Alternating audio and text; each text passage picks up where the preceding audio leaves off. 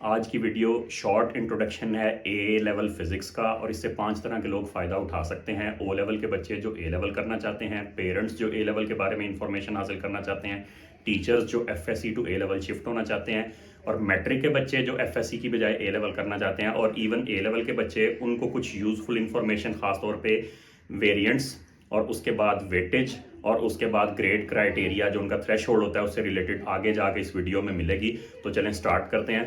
सबसे पहले तो बेटे पेपर का नाम है ए लेवल फिजिक्स और इसका कोड है 9702। टोटल नंबर ऑफ पेपर्स होते हैं बेटे 5 और ऑप्शंस 2 अवेलेबल हैं। अब ऑप्शन से मुराद ये है कि या तो आप 5 के 5 पेपर इकट्ठे दे सकते हैं जिसको फिर कंबाइंड ए लेवल कहते हैं या कंपोजिट कहते हैं, और इसी तरह से यहाँ आपके पास ये ऑप्शन है कि आप 3 पेपर एक साल दे दें जिसको एएस कहते हैं, कैम्ब्रिज वाले एडवांस सब्सिडरी, और 2 पेपर्स अगले साल दे दें। तो 2 सालों में कर लें या 1 साल में, ये कैम्ब्रिज की आपके पास ऑप्शन अवेलेबल है।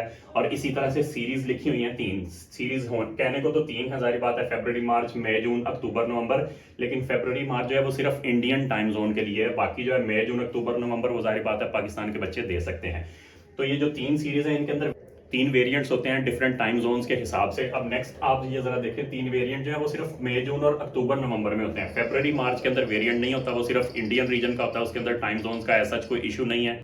अब ये जो 2 ऑप्शंस आपके पास अवेलेबल हैं, एएस में 3 पेपर्स और ए2 में 2 पेपर्स, या फिर कंपोजिट जो है वो इकट्ठे 5 पेपर, इसमें से अगर आप खाली एएस वाली ऑप्शन पे जाएं तो एएस की ऑप्शन के अंदर 2 थ्योरी के एग्जाम होते हैं, P1 और P2, वो दोनों सेम उनका सिलेबस होता है, और P3 जो है प्रैक्टिकल वाला एग्जाम उसका कोई सिलेबस नहीं होता। अब P1 की तरफ चलें तो वो एमसीक्यूज हैं, 40 एमसीक्यूज हैं, 40 मार्क्स हैं, और उसके बाद उसकी वेटेज 15.5 है। वेटेज अभी आगे जाके मैं थोड़ा सा क्लियर करता हूँ कि वेटेज के बारे में क्या कंफ्यूजन है। दूसरे नंबर पे इसका टाइम होता है 1 आवर 15 मिनट्स, और उसके बाद P2 की तरफ चलें तो उसका नाम है स्ट्रक्चर्ड क्वेश्चंस, उसमें 60 मार्क्स होते हैं, वेटेज उसकी 23 है और टाइम उसका 1 आवर 15 मिनट्स है। नंबर ऑफ क्वेश्चंस उसके 5 to 9 होते हैं।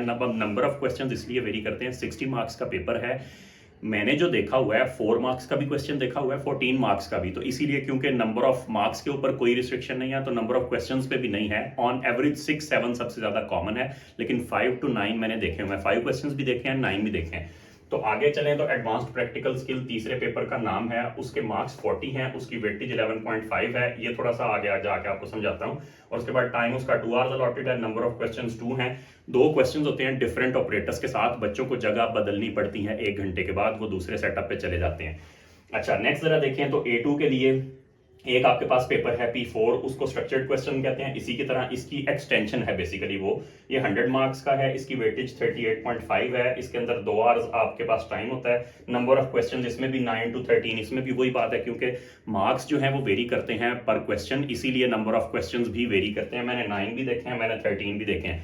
और लास्ट जो पेपर है A2 में, या आप इकट्ठा भी दे सकते हैं, जाहिर बात है, उसका नाम है प्लानिंग एनालिसिस एंड एवेल्युएशन, उसके मार्क्स हैं 30 और वेटेज उसकी 11.5 है, टाइम उसका 1 आवर 15 मिनट्स है, नंबर ऑफ क्वेश्चन उसमें भी 2 ही होते हैं। अब वेटेज का जहां तक ताल्लुक है तो याद रखें कैम्ब्रिज वाले किसी पेपर के साथ कोई एडजस्टमेंट नहीं करते। ये मैं आपको, एक बहुत बड़ी कंफ्यूजन है बच्चों को, क्या इवन टीचर्स को भी होती है, मैं आपको अभी एक्सप्लेन करता हूँ। सिर्फ P3 जो है इसको कैम्ब्रिज वाले 40 की बजाय 30 काउंट करते हैं 0.75 से मल्टीप्लाई करके। बाकी वेटेज कैलकुलेशन का कोई स्टैटिस्टिकल, कोई अजीबोगरीब फार्मूला नहीं है, ये एक मिसकॉन्सेप्शन है। अगर आपको कोई गलतफहमी है तो बेटे इसकी वेटेज लिखी हुई है 38.5, तो आप इसके मार्क्स जो हैं 100, इसको टोटल मार्क्स पे डिवाइड कर देना। टोटल मार्क्स ए लेवल के होते हैं 260 को कैम्ब्रिज वालों ने स्पेसिफाई भी किया हुआ है अपनी वेबसाइट पे भी कि 260 में से ए लेवल फिजिक्स के अंदर 130 हैं, एएस में भी 130 हैं, A2 के अंदर भी 130 हैं। तो A2 के अंदर तो सीधे नजर आ रहे हैं 100 और ये 30। एएस के अंदर जरा देखें टोटल तो 40 + 60 + 40, ये तो 140 बनते हैं। तो इसको कैसे वो 130 काउंट करते हैं, इसको 0.75 से मल्टीप्लाई करके। तो वेटेज के अंदर कोई कॉम्प्लेक्स कैलकुलेशंस नहीं है कैम्ब्रिज की तरफ से, आप बेशक अपने तौर पे चेक कर लें, मैंने किया हुआ है। 100 को 260 पे डिवाइड करें, 100 इस पेपर के मार्क्स हैं, 260 के ऊपर डिवाइड करें और उसके बाद 100 से ही मल्टीप्लाई, परसेंटेज निकालिए ना बेटे, 100 divided by total marks 260 multiplied by again 100, तो वो 38.5 ही बनेगा। वैसे ये है कि ये सबसे इंपॉर्टेंट पेपर है आपका, सबसे ज्यादा ग्रेड डिसाइडिंग फैक्टर जो है, ये सबसे बड़ा ग्रेड डिसाइडिंग फैक्टर यही है, तो इसके ऊपर बच्चे ज्यादा फोकस करते हैं। A2 में जब आ जाते हैं ये सबसे ज्यादा ग्रेड अफेक्ट करेगा।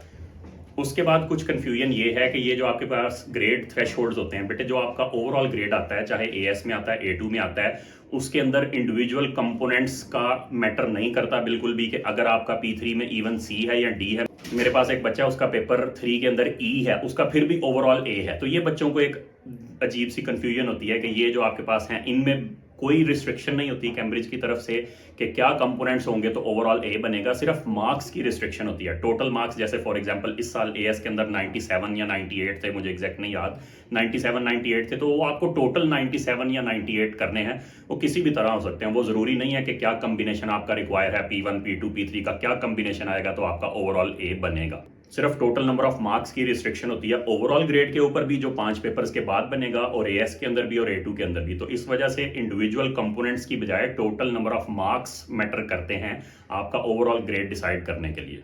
इंट्रोडक्शन को शॉर्ट रखने के लिए मैं किसी भी चीज़ की डिटेल में नहीं गया। अगर आपको फर्दर कोई भी कन्फ्यूजन्स हैं तो आप कमेंट के अंदर मेंशन कर दें। नेक्स्ट वीडियो हम किसी भी फर्दर जो कन्फ्यूजन बच्चों की, पेरेंट्स की, ओ लेवल के बच्चों की, टीचर्स जो FSC to A level shift होना चाहते हैं या matric to A level shift होना चाहते हैं, आप में से किसी की कोई कन्फ्यूजन है तो आप कमेंट्स के अंदर मेंशन कर दें। नेक्स्ट वीडियो उसके ऊपर बनाई जा सकती है डिटेल्ड एक्सप्लेनेशन के साथ।